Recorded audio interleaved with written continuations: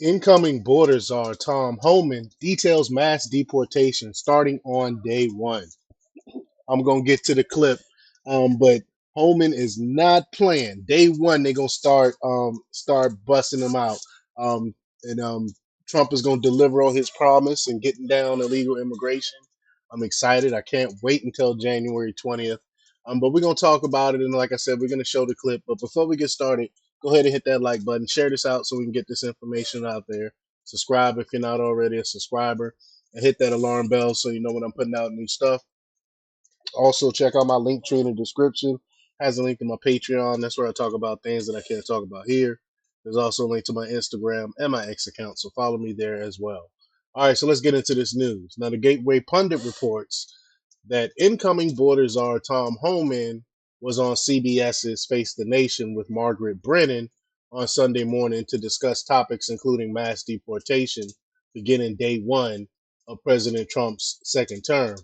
Brennan asked Homan how they plan on finding illegal alien criminals. Um, so let's get to that clip here. Here we go. Um, okay. When you say criminals, does that mean you are going to go into already existing prisons at local level and deport people who are in those prisons? Are you going to go to workforces? I mean, how do you know where the criminals are, I guess is the question. And if they're working at a work site, are you going to show up to surprise them? Well, look, we know where a lot of the criminals are. Uh, ICE they're great at this work. We know where some are, but they simply haven't been able to go arrest them because the Secretary of America's priorities, it handcuffed ICE. So we know where a lot of criminals are. They've been prevented from arresting that we're going to arrest starting day one. As far as being in jails and prisons, we would love to work in local jails, but sanctuary cities won't allow us into those jails.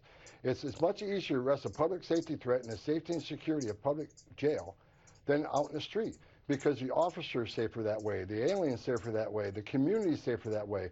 But sanctuary cities who continue to release public safety threats back in the community to the immigrant community, it puts that community at greater risk of crime. And here's what's going to happen when we go to the community and find that person, find that criminal alien, he's probably going to be with others will have to arrest. So it's not safe for the community, not safe for the officers, not safe for anybody. Let us arrest a bad guy in the jail cell where you chose to arrest somebody and put him in a jail cell because obviously he's a public safety threat. Okay, what you just said in there, it sounded like you were talking about collateral arrests. So you're going to target people you know are criminals, but if they happen to be living in a house where there are other undocumented people, you're going to sweep them up too.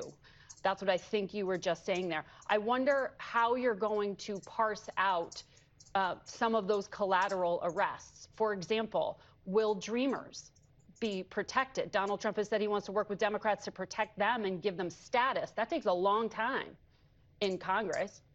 What do you do in the meantime? How do you make sure they're not caught up in a dragnet?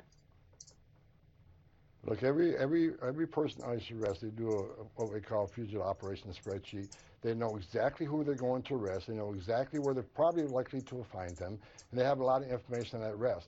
Other people that are there that may be illegal, they'll handle by case basis. Okay. The concentration, I want to be clear on some public safety threats.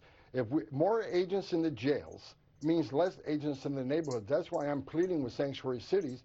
Let us in the jail to arrest the bad guy. That way you're not forcing in the community.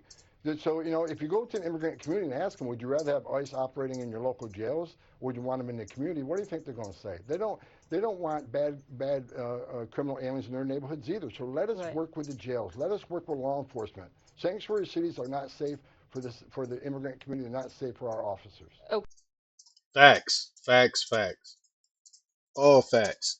And I don't understand why they try to pretend like like it's a good thing to like it's a bad thing to lock up people that are criminals, to deport these ones that are committing these crimes. Like, how can they continue to pretend like that's a bad thing? But Brendan also asked Homan about how to deal with countries that may not accept illegals who are deported back to their home country. They're going to accept them. They're going to accept them, though. I mean, if these countries want to continue to do business with the United States, then they're going to take these people back. But that's my thoughts on it. But let's listen to what what Homan has to say about it. Here we go. But then where do you send people? Because some of these countries like Venezuela don't accept deportations right now. Mexico's president indicated her country might be willing to receive non-Mexican migrants She who are changed her deported. tune How on does that. that work? Does the U.S. pay Mexico to then ship those people off somewhere else? Well, first of all, we got President Trump coming in the Oval Office, and he's proven during his first administration his leadership on illegal immigration was a game changer because, for instance, El Salvador wouldn't take back MS-13 members when I was the ICE director. It took President Trump 48 hours to get El Salvador to take back their criminal aliens into their prisons. And Mexico didn't want to do the Remain in Mexico program, but President Trump was able to get remain in Mexico established in Mexico. He was able to get Mexico put military in the southern and northern border. President Trump's a strong president. This administration has not forced these countries to take them back.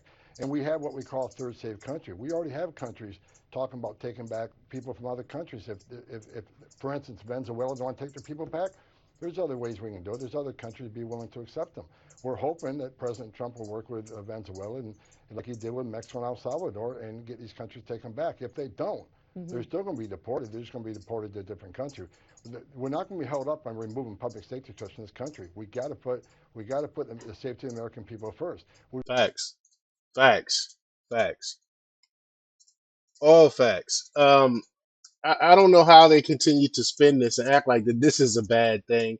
But Trump is gonna come in. He's gonna clean house. He's gonna ship these criminals back to where they came from, and I'm all for it. But y'all, let me know what y'all think about this. Leave your comments down below. Like, share, and subscribe, and check out jjthepsychotherapist.com for the latest in news. Until next time, peace.